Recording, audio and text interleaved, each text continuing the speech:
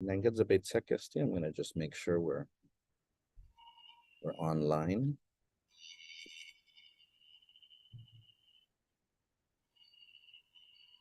And again, we are indeed online. Biba, half a day, todos hamzu guana hudzung. Half a day. Spencer, we're a little bit late in starting for today's live stream. Asi idzu, Guahui host midzu tatla, see Dr. Michaelu Hanbavakwa. And today's episode, we're going to be catching up with somebody that we haven't talked to in a little while, but I can guarantee you though that we're gonna see and learn some interesting stuff through our conversation with him. And I'm adding pressure to him right now to no, I'm just kidding. We're gonna talk to Farron Taijeron, the Guam guy, who we first met with at the beginning of 2022, when he had put out a number of viral videos on different topics, that was capturing people's imaginations and sometimes capturing people's frustrations about sort of the state of the environment on our island. And he has continued his environmental adventures, releasing videos. And also he's received some recognition from the community for the stuff that he has been doing. And so Hafa de Farron Sidzus Masi for joining for a catch-up episode of Fanatsu. Fade, thank you for having me back on. Always good to talk to you. And thank you for being on my podcast too earlier this year. I don't know if you remember that. That's right, Hungen. And so let me just share for everyone out there, if you aren't familiar with Farron's work, he is the Guam guy on social media. And so here, for example, is his Instagram page. If two more people follow him, he gets 5,000 followers. And he's going to be giving free scuba diving. No, I'm just kidding. But he's just two more. So if you are watching, go to Instagram, follow the Guam guy, get him to 5,000 followers in the next hour. Put for bud. And so amazing content touching on environmentalism in a variety of ways. So Farron shares sort of the beauty of the island, but he also shares the ways that we are not necessarily protecting that beauty. Whether individuals or as a society, we are not really keeping this, in the words of Senator Malafunction, sort of maintaining the paradise that we have been gifted with. And so what I want to share with now, this happened. And so do you want to talk about this, or do you want me to show the video first? Which one would you prefer? The video, yeah, you can show it. It's just I don't think I narrated anything, so it's just a music cut to it. Okay. Yeah, so there's not gonna if people are just listening, they might not catch what's happening. But yeah, so maybe we can just talk over it while I'm just doing both at the same time. Okay, that sounds good.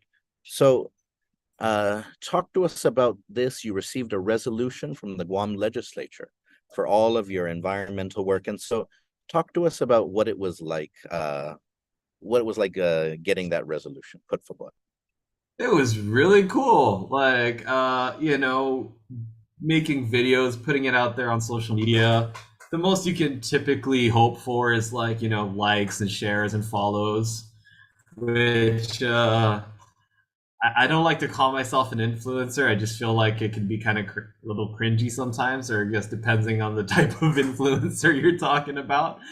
And so to get a real world type of recognition was really an honor. I invited a bunch of people to come, and a bunch of people actually turned up, so that was really fun. That was really cool. So yeah, what do you call it? It was kind of surreal just to be there and see all these different people. There's a crowd from different parts of my life, people who've never met but all kind of know me, turn out just to watch a bunch of senators, who I'm very grateful to and for, to read a document that they drafted and just kind of say, "Hey, good job."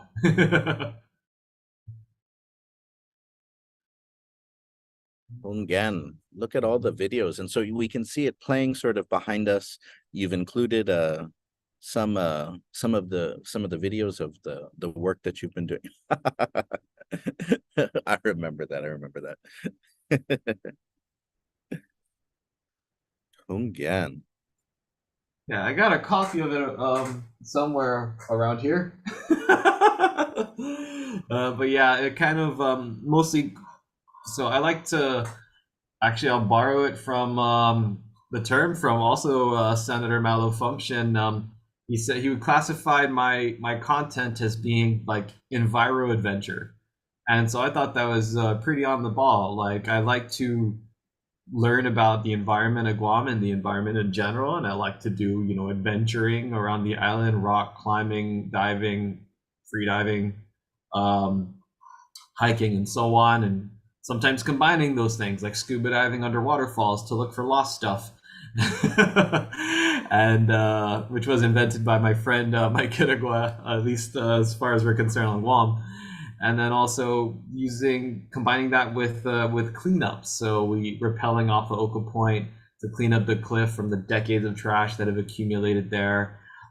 Scuba diving off of Molluso Pier, which was started by Will Naden and Leilani Sablan, and have been keeping it up and then now expanding that. So we have an underwater cleanup happening soon.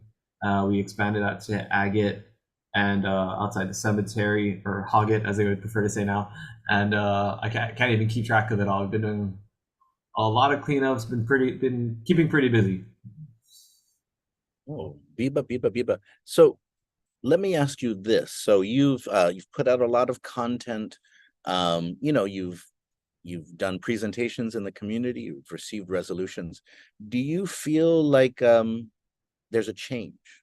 Do you feel like there's a change in public consciousness on these issues? Do you think people are more supportive or they're apathetic?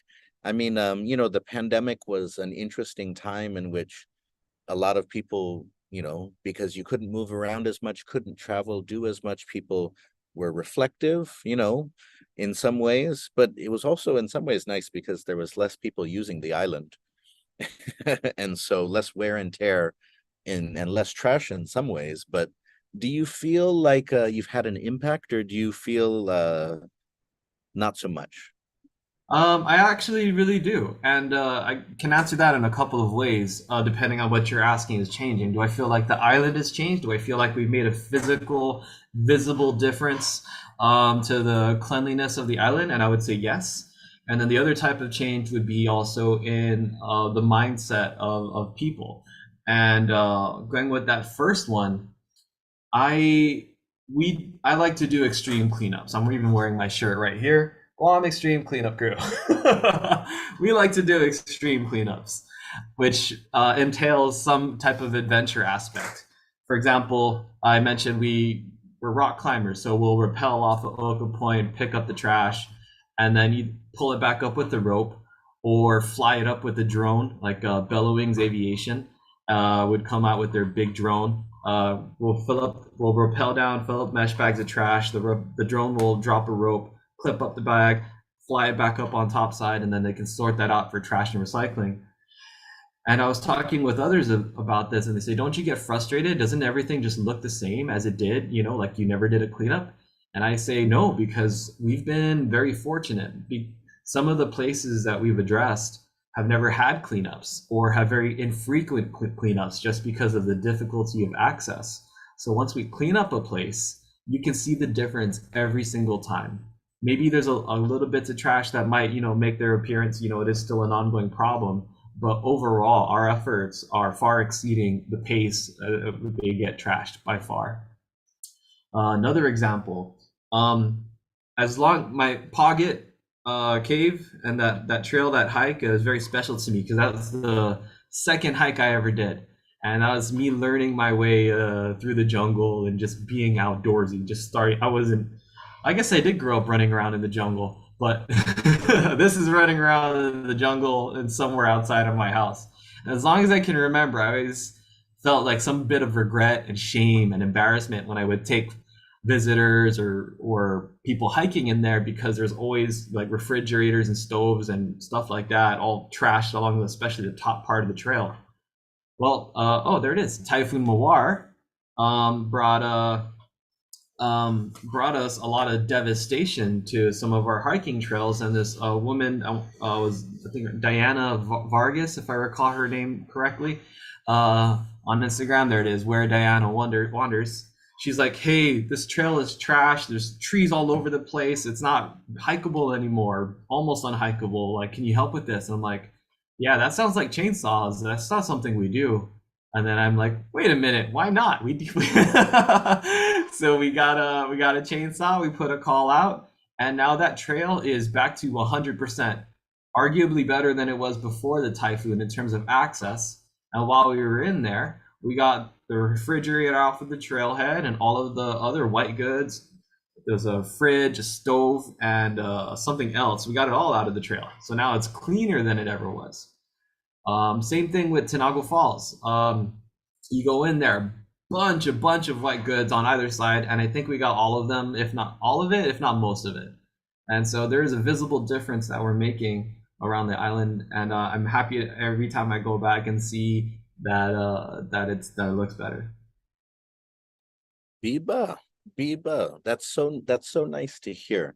I mean, because even for me, I feel like in some ways there is a shift. Sometimes it's slower than we wish it would be, right? But that, I mean, even I remember going to Paget when I was a kid, and then going back there sort of, before the military buildup threatened Paget, and it was so trashed, hula basula. And then in the time since, sometimes people do bring in trash. But actually, what I noticed is that a lot of more and more people also bring bags when they go hiking, so that they feel like, you know what, this is our island. This is a public place, a beautiful place. I'm gonna keep it clean a little bit. I'm gonna do my part to like pick up some of this stuff. And so, when I was a kid, I went hiking plenty of times. I don't remember many people feeling that way, that sense of responsibility. But it's nice now that, you know, more more people feel like that. Let's do a little bit, or let's do a lot to keep things clean. Mhm. And that speaks to the other type of change I was talking about, like the changing in people's mindsets.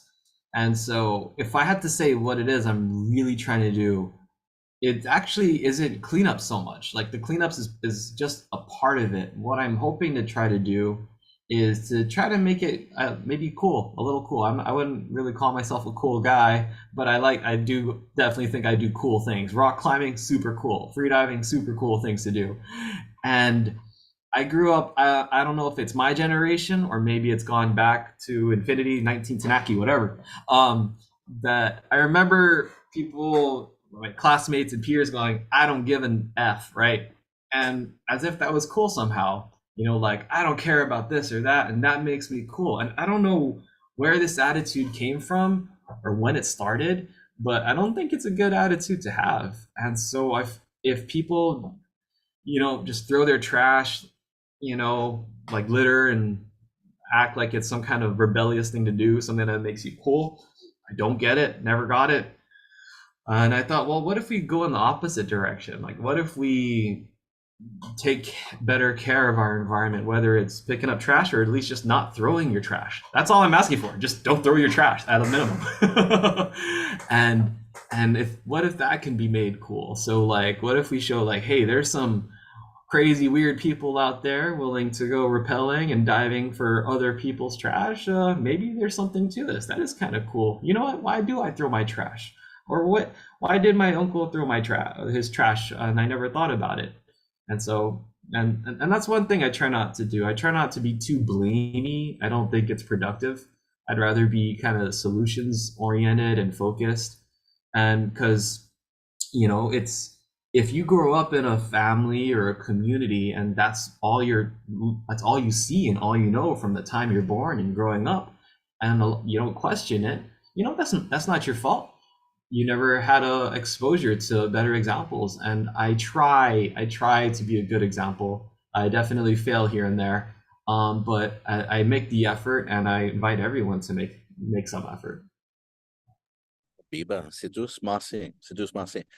If any of you watching have any questions, for the Guam guy, Farron Taijeron, put fabot pega gi halmi chat. But if you are connected to me on WhatsApp, you can send it to me on WhatsApp. We have a few questions that have come in, but I wanted to just remind everyone, "Hungen, hafe question mizu." What is your question for our guest here today? And so one question that we've been sent in is there a place, a specific cleanup that you have on your to-do list? Sort of, is there, I'm trying to think, is there a cleanup, one of, because you've done so many iconic extreme cleanups. Is there one that you have on your horizon that you're hoping to tackle in 2024? There is one I was working on before the typhoon, and I gotta pick up the conversation with that one, and that's one I actually do need permission for. I don't want to share it because I don't like to share things unless they're real.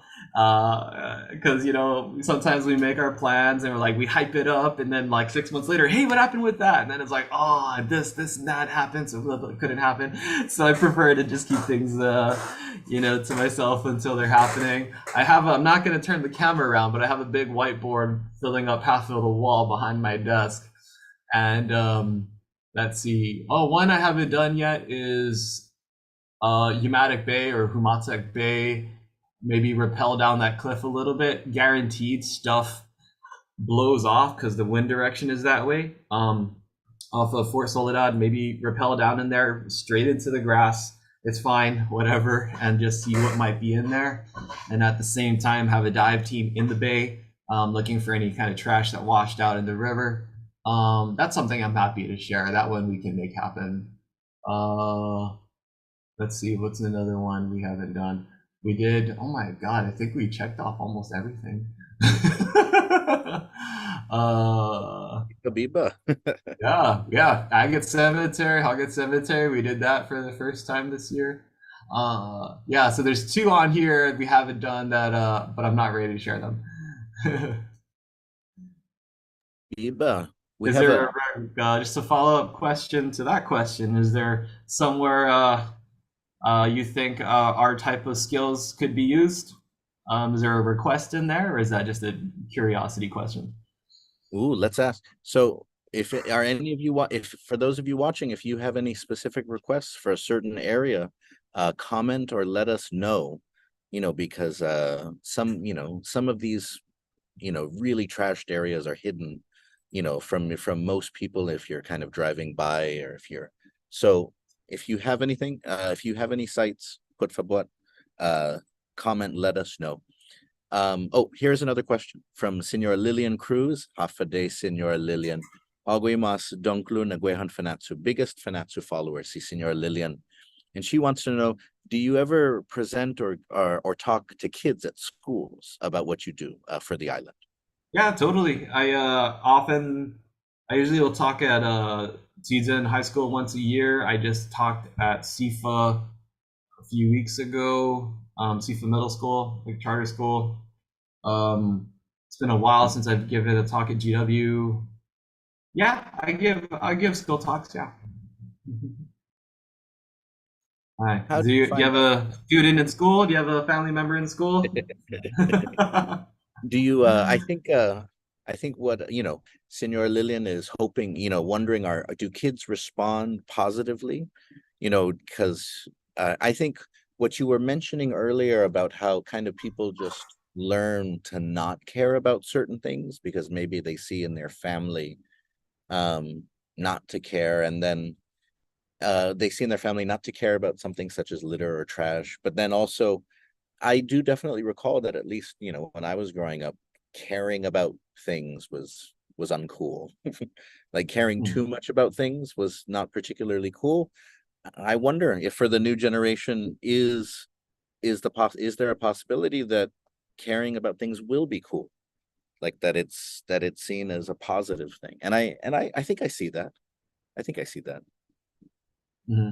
I agree. It seems like it's better and better every generation. And I was speaking with a couple of friends, and they said they've been on Guam for 30 years now, and they said that it's been very different, like over the time that they've lived here. And so they bring obviously an outsider perspective, which can have its biases for or towards whatever. But in this case, I would say they were good kind of outside observers that could report things more or record things, if even if only mentally, with that kind of distant perspective, and just say, hey, it was more trashy when we got here, and now it's less trashy now. Good job. People are changing their minds. And I remember growing up, the teachers, our teachers, they don't be a litter bug kind of movement or slogan. And so I guess it's had its effect. Mm, good. And so I actually wanted to ask you because oftentimes when I'm giving like a tour of the island, when we drive sort of through central Guam, like if we're going from Orda to Talanpago, people who are not from Guam will see like a giant hill, a pyramid in the distance. Uh-huh. So oftentimes people ask, especially if they're not from Guam, is that like a sacred area? Is that like a did the ancient Chamorros make that? They'll ask stuff like that, and I remember when that was still an active sort of trash dump or that dump. And then but then over the years it's just kind of becomes this big pyramid, the pyramid of Otdut in the background there. And so Uh-huh. when I was checking out your Instagram, I saw a video in which you drove on it. And so can you talk to us about what exactly is that hill for those people who aren't familiar with what that hill might be? The pyramid of of Yeah. Otdut. I think one of the better views you can get of it is coming down the hill, going from Donya down to Pago Bay, um, and so you can get a pretty decent view of it there. Now it's kind of green, so it's a little harder to see compared to before when it was white. But what it is it is the closed ORDOT dump, and so we when we started shifting to kind of Western lifestyles, nothing wrong with that. But it meant that we have a lot of products and things in our lives that are not biodegradable, that we couldn't just throw in the jungle and have it naturally decompose. So we had to start throwing our trash somewhere, and that somewhere was ORDOT dump. And so now, or how long has it been?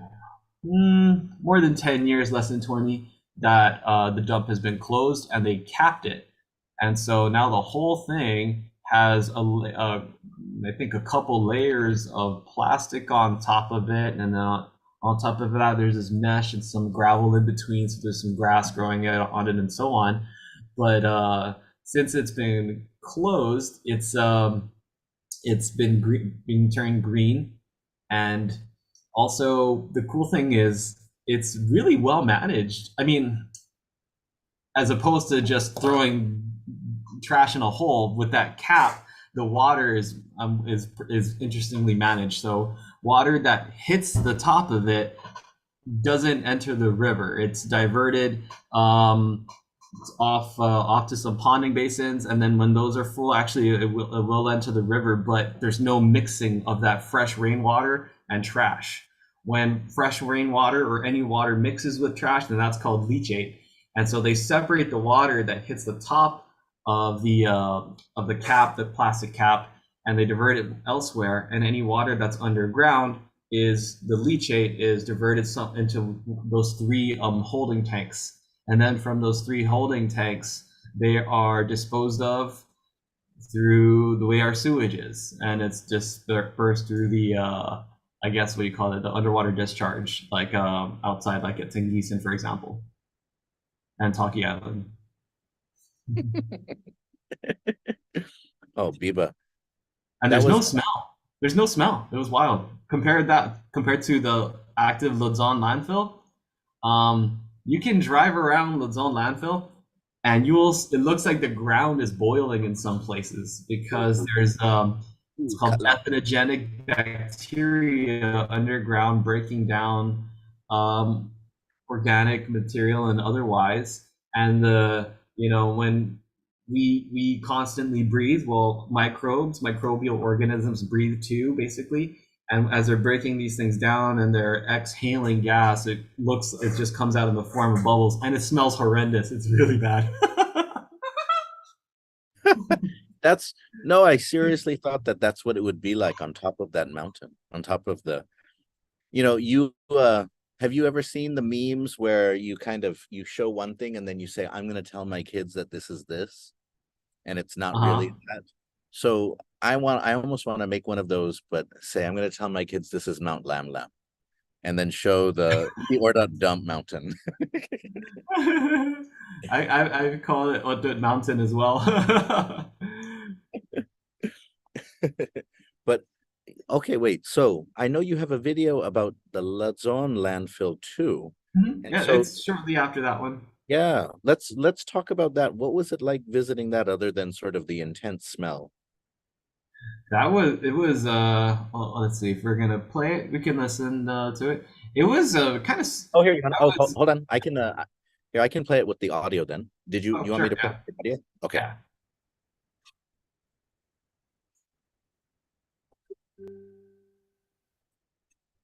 Hey Guam, this is the Lon Landfill. This is where your trash is coming every single day. One big difference between Orda Dump and Luzon is that most of this area was dug up and layers of plastic were laid down to contain everything. So you're seeing a lot of soil behind me here, and that's only about 6 inches deep. Below that is 20 to 30 feet deep of garbage, and it's only going to get higher.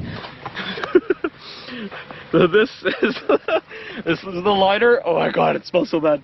On top of the layers of plastic is of course trash, but also rainwater which percolates through the soil and trash itself. This is called leachate, and here is some of it now. These bubbles are from all the microorganisms below that use the water for their own business and quote exhale this gas. Through careful management and clever engineering, all of this rainwater and leachate are directed and controlled as required by law to make sure we don't poison the land and waters downhill. Trash is deposited and pushed and compacted in layers, so this process will be repeated a few times until the ground I'm standing on will be again a few feet over. Current estimates expect Luzon to handle our needs for at least several more decades. All today, Guam, this is the Okay, so talk to us more about that was freaky. I thought It when I was. saw those bubbling, I thought like zombies were gonna come out of the ground, like zombies made from Huggies diapers and discarded spam cans and stuff like that. Yeah, so like when I said like sometimes in some places it looks like the ground is boiling, it probably sounds like I'm exaggerating, but if anything, it might have been a little watered down. Like even boiling water doesn't bubble that much. So what do you call it? So this was the crucial difference. This is why it's called ORDOT dump and Luzon landfill. And the difference is your level of management. So with ORDOT, they just start basically throwing trash in the ground. With Luzon, they have it's all engineered, it's all planned out. They dig out some holes, they line it with a couple layers of some thick plastic, and then the trash can go in there, and then you'll spread out a layer of dirt on top of that trash, and then you'll just keep building this layer cake of trash and soil until eventually the whole thing is maybe 30 feet deep. So that is how we do it. And I was in the moment, I was kind of just nerding out about the engineering and enjoying the tour and enjoying the process of seeing how it all works. But when I started editing and I'm looking at it, I'm like, wow, that is a lot of garbage. When do we start, being so wasteful? Like, and I'm just as guilty as anyone else. So it's making me, I'm not better than anybody. I'm maybe even a little worse than a lot of people, because I do like the convenience of modern living. And so it's just kind of sobering just to be like, why do we have so much trash? Why are we throwing so much stuff away? And so I kind of had this introspection there. Have I made any changes with my lifestyle yet? Honestly, not yet. But it's I change happens slowly, and I think we can expect that and just continue to work that into our lives, and just maybe aim for a little bit better Guam over the course of our lives, and continuing to make things better personally within our families, island wide. But yeah, the smell. I still remember the smell. In the business, they call it the smell of money in the industry. Hey, yeah, if there's a job that needs doing, somebody should get paid to do it. And so if you're willing to work with trash for a living, then good on you. I'm grateful to you. I hope you make a good living. I hope everyone makes a good living, but especially people who take care of our trash and sewage. But that's a different story. What was we shared a little bit of the cleanup, the video of after at Pocket, sort of cleaning up the trail. And so what was it like after Typhoon Moir? And so, I mean, you no doubt experienced typhoons in the past as a kid, but sort of experiencing one as sort of an adult who has sort of an environmental consciousness, who's taken on this role of highlighting things that need to be highlighted, helping to educate about things like endangered species, environmental protection, litter, and so on. So what was it like sort of going through the typhoon? Because, for me, a typhoon kind of reminds you about all these things. You you realize how fragile life is in some ways, but you also realize how you may have a whole lot of stuff. You're worried about stuff you might lose, but you're also, you wonder why you have all this stuff that you probably don't need. And so I was reflecting on that, especially after hearing you talk about being at the Lon Landfill and just saying, where's all this stuff coming from? Why do we need all this stuff? And so I wanted to hear your sort of reflection after Typhoon Mawar. Well, it was at that point, it was kind of like not like it was just survival, just getting through it, right? I mean, not like life or death survival per se, but just getting through it with as little loss as possible.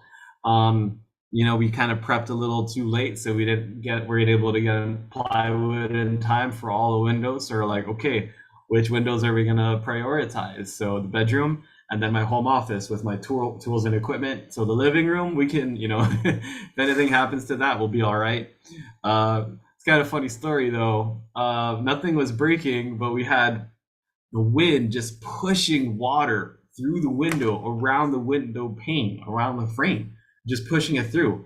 And I got tired of mopping it up. And so, because, if you're not on top of that, things can get moldy really fast. And so I'm like, I can do something about this. It's not pressure. It's not much pressure. It's just kind of wind. And so I cut some strips of some puppy pads, some absorbent pads, and I shoved it between the window pane and the window frame, and I just jammed it in there, and it worked. It was like 99% effective. By the time I woke up, it was just a damp towel that I just needed to wash, and everything else was fine. I forgot what the question was, but yeah. So it was, with Typhoon Moir, it was sobering too, because that was our first typhoon in 20 years, eh? And all I lost was really a TV and some clothes, and we got lucky. We got really lucky.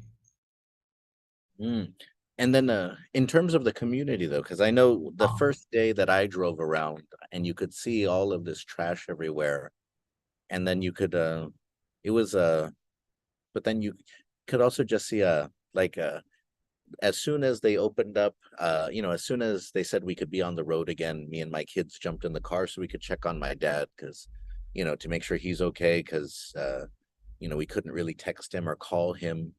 And so we drove around, and, there's things down everywhere. Drive by Kipua, you see the Kipua statue sort of knocked over. And then even we saw even that there's that Guam seal sort of monument there that cracked and broke too, and stuff like that. And so yeah, it was definitely I agree, sobering in so many ways. And like for me, going through typhoons as a kid and going through typhoons as an adult is so different, especially now that I have kids. Because as a child, I was like, the typhoon gets really bad, and and the winds are getting stronger, and me and my brother were just like, I wish we had like an umbrella strong enough so we could go outside and lift us off, with the wind. But then this time with Moir, I had like two babies, one of whom was just 3 weeks old when the typhoon hit. I was stressed, Oh. like stressed. Me and my girlfriend Desiree, we like would look at each other when we would hear that like one of the shutters was about to peel off, and we would just like look at each other and say, I got this baby, you get that baby. And then I would tell my two older kids, all right, this is what we're doing if a window breaks. It was so much more intense. But I had wondered though, sort of, your perspective, especially seeing how from an environmental perspective, are we going to get more typhoons because of climate change? What do typhoons tell us about unsustainable ways that we might be living, or how we could live differently? And so I wanted to get your more general thoughts about that. Sure. Please forgive the dog barking in the background. So there's a few things to unpack in there, and the first I'll take is climate change and typhoons. It's just a big question mark. I had like the next month after Moir hit, I sat down with the Eidlet twins from the National Weather Service, and I wanted to confirm my own thinking about climate change and typhoons. And basically, what I walked away with is it's a little difficult to draw a straight line. Climate change equaled this typhoon. So, okay, if we say that, then can we also say that climate change equals 20 years of no typhoons? So I think part of the packaging of climate change is unpredictability with weather patterns, right? And so I think it's a little too much to draw a direct line between those two things. That said, there are other direct lines, and I'm not a climate change denier by any means. There are other straight lines you can draw very directly between climate change and its effects. For example, sea level rise, right? We have glaciers melting, and there is seasonal variability, and they're different between the North and South poles in Greenland and so on. And so you do have glaciers melt, and that does introduce more water into the oceans. And then you also have thermal expansion. So when temperatures rise, most things will heat up or expand. This is why some bridges, if you look closely or if you ever walk around, have these kind of looking steel interlocking teeth, and they have this space in between them so that when the bridges heat up enough and all that metal and pavement and concrete expands, it has some room to go. Whereas if it was all solid, it could have stress fractures. And so you have glaciers melting, you have thermal expansion, and you could absolutely tie those things to climate change. So that one's a bit easier to consider. Now, other effects with typhoons in general was the post-typhoon debris. And let's be honest, we had a lot of typhoon debris sites around the island. And I kind of made a prediction, which turned out to be true. We're going to get a lot of branches and leaves in our yards and so on. And so I'm like, hey guys, if you're able to just throw it into a pile on your yard. Just throw it in a pile on your yard, because for sure what's going to happen is a lot of those branches or whatever that has the little fire ants in them, those are going to be transported around, and that's going to spread even further than it already is now. And I want to say I attended a conference last week, a biosecurity conference, and that was basically confirmed. I want to say more than half of the sites were affected by and infested by little fire ants. So these are the ants that are really small, and I think I actually have a little vial here of them. These are the ants that are really small to see. And they're the ones that kind of just burn for hours and hours. And yeah, I actually have a vial right here of them. I'm doing an experiment where I'm stinging myself. Oh, there we go. There, you're back. You froze for a while, but okay, go ahead and hold it up again. Yeah, I have this little vial here. They're really small, so it's hard to see. But I got some little fire ants in there. I'm stinging myself. And then seeing what works to make the stinging go away. So far, nothing really. But now you have an infestation of little fire ants at a baseball field. I want to say in Agate or Santa Rita. Oh, sorry, no, it's Jonia or Santa Rita, somewhere between those two. There's a baseball field where they just uh, threw a bunch of green waste, branches, leaves, etc., and now you have a baseball field infested with little fire ants. And this was preventable. That said, it could have been preventable with people, again, if you can, just leave the stuff on your yard, or if you can't, then the government having a little bit more training, a little more communication, just say, hey, don't throw it, next to the trees where the little fire ants like to grow up and live. Keep it in this type of area, isolate it, and then surround it with the ant traps or the ant poison, and so on. That said, shout out to DPW. They're overworked as it is, so no blame, just some constructive criticism going forward, and I'm sure they already know this. And so we can have this situation where we have spread of invasive species from Typhoon, and then also back again to the debris sites. I went to EPOW Point debris site. There was in Taijeron, next to where the carnival was, near the post office, Dededo, etc. There was a lot of these debris sites where people brought their trash that were supposed to have been caused by the typhoon. And we're seeing some refrigerators from 20 years ago all popping up. And so, oh yeah, there's the pocket cleanup that I was talking about. But we're seeing trash that wasn't, blown into your yard from the typhoon per se. And we have all of this trash. Most of that's actually gone now. I think the only pile that's left is stuff that was let in that wasn't supposed to be let in or was snuck in. And so they're just trying to figure out how to get rid of that if that hasn't been done yet. And so we're seeing a lot of this trash come out of the woodwork, supposedly caused by Typhoon Moir. And we have some reactions to that. People like, hey, do you think that's right? People are just bringing their whatever trash that wasn't even from the typhoon. And I'm saying, hey man, if we got that opportunity, let's do it. I'd much rather have people bring things to a controlled site where they can be allowed or not allowed to dispose of it. And then the people who have to manage the site will be more or less guaranteed to dispose of things responsibly. But this just calls to light another issue, which is, why is it so hard to get rid of trash? Sometimes it should be easy, sometimes it should be hard. Maybe we should have less wasteful lifestyles on one side, on the other side, it shouldn't cost us too much or be too inconvenient to get rid of stuff. For example, someone asked me like, hey, how do I get rid of my car? How do I responsibly get rid of my car? And I finally got an answer. It's I think it costs $400. You can take it to Global Recycling Center is that Dededo, and they'll take it. It's $400. $400 sounds like a lot of money, but if you think about the weight of a car and how much stuff there is, that's a pretty small price to pay if we're trying to disappear, 1,000, 2,000 pounds worth of worth of metal and so on. By the way, I'm going to have Global Recycling Center on my own podcast.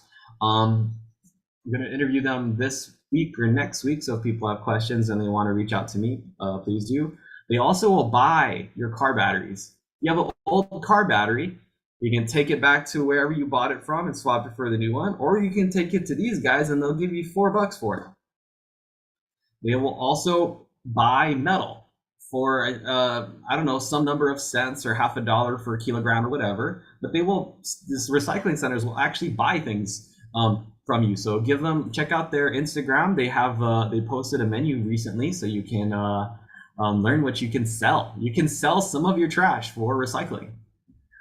You also see there, I found this. Oh, thanks for playing this.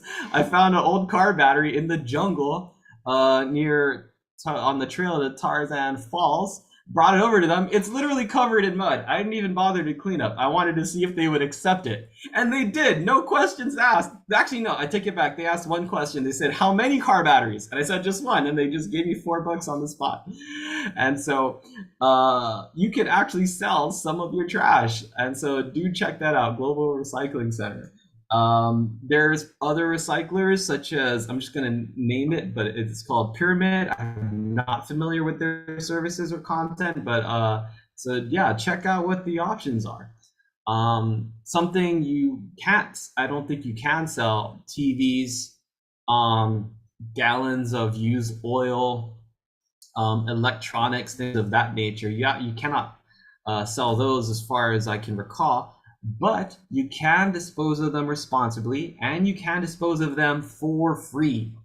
Sometimes you drive along the side of the road or whatever, you see someone just threw their TV out of their window off the back of a truck or whatever, because you can't just throw it in the trash because you're not supposed to, right? Or it doesn't fit. Well, you can take it to the Harmon Transfer Center and they would take it for free. So I've tested this. I've taken TVs there. I've taken a printer there, and they'll take it for free, and they'll make sure that the harmful chemicals and materials in those things will be sorted and disposed of properly. So in this particular case, there's no reason to just dump your old electronics. You can just take it to the Harmon Transfer Center, and it's in case called the Household Hazardous Waste Materials side of it, and they'll take it they'll take it from you for free. Biba, Sidus Masi, thank you for, that's funny, just finding the battery in the jungle and then dropping it off. Again, I think, yeah, it's good that you're putting this type of content out there because, so many people, just trash stuff because they don't know, they don't want to be responsible for something, they don't want to pay a cost. But I know that in some cases it can feel like you don't know how to get rid of it. You don't want to deal with a lot of issues, and so you'd rather just kind of abandon it or leave it or hide it somewhere. And so, having it be easier to dispose of things, will help a lot of people, making it clear, like, this is how you could get rid of a battery safely. This is how you could get rid of a car, yeah, even from personal experience. I mean, I used to I remember when I had a car that didn't run anymore and everyone's like, man, you should just toss it in the jungle. And I'm like, should I really do that? And they're like, yeah, it costs so much money, and so what's it called? But then, I just called around and eventually the Lujan, scrapyard took it. And but yeah, you have to pay a little bit of money. But if people know more about how to dispose of things properly and it helps our island, I think more people would be willing to take those extra steps. And so, yeah, and if any of your listeners or viewers know of things I haven't mentioned and that would be cool for people to know, please send that info on my way, and I'll be happy to share them on my own channels. I think I should do a one epic kind of video or something where I say this is how you dispose of everything, and what is free or what can be bought from you or what you'll have to pay. I think that'd be a good idea. Again, oh, Gofzahu, I really like that. I really like that. And so my apologies because we did start this episode a little bit late today. But Farron, we're almost out of time, and I wanted to give you a chance, though, to just share any final message, any final thoughts. I think you did reach 5,000 followers on Instagram while we've been talking here. So congratulations, Beep. But yeah, so any final thoughts or message or information that you have for people watching? Yeah, 3 things. I know we're out of time, so real quick. One, if you're not on Instagram, it's cool. You can still keep up with me if you join my email list, and you can find out when cleanups are happening. And you can find links to all of my stuff at Linktree. So it's linktr.ee/the Guam guy. And you can join my email list there. And then also I have a couple of another advocacy thing I do that's mostly my wife's effort, I'll be honest, but I help out as much as I can, is helping out with the stray dog issue on the island. And so we have personally seen to the spay and neutering of close to 100 dogs and cats, and finding homes for them. And so we have a couple that we're fostering now, and if they're already spayed and on flea and tick prevention, and they're vaccinated, and they're about 95% house trained and already fully kennel trained. So if you're interested in a dog, we'll have a small adoption fee just to help cover the cost of the surgery and medical treatment so far. And if you're interested in adopting a dog or fostering dogs, please reach out to me. Yeah, and I think I said it was 3 things, but I think I covered them both already. Maulik. Ayade, si Zeus Mossy friend. It's always exciting and inspiring to catch up with you. I mean, seeing just the, the ways that, I think it's unfortunate because we rely on the government to do a lot of things, and I think the government is okay at doing some things, but we all know that there's gaps, there's limitations, and so it's always inspiring when we see the community, members of the community or groups come together to kind of fill in the gaps and do what needs to be done. And so I think that's one reason why so many people are inspired by the stuff that you share, is because it's, coming from the community, just kind of make a change, to better our island. I don't know why we just say, hey, that's the government's job. I don't know when that happened or why that happened. Like it's the island's called We Have, right? Like we have the government. Is that what we have now? Nah, I mean, yeah, we do, but we have ourselves and we have each other, and we should lean on those things a little more, or a lot more. Pungan, Biba, no, Guftawa, I appreciate your point, and I appreciate you coming on because you were on my podcast, I was on your podcast, now you've come back on my podcast, and so I look forward to 2024, you inviting me if you'd like to be on your podcast again.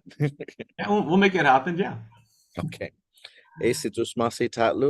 Farron, remember, I've put the link to for Farron, the Guam guy's Instagram, where you can find the link tree and more information. It's on the live stream on Facebook. I'll also put it later on the live stream on YouTube. But si Diyos masi tatlo, Farron, para todo ibidamu, para itautauta, ikumenadapta, para hamzu ni umeega puro me ekungok si Diyos masi, adios, este ki manadli hitatlo.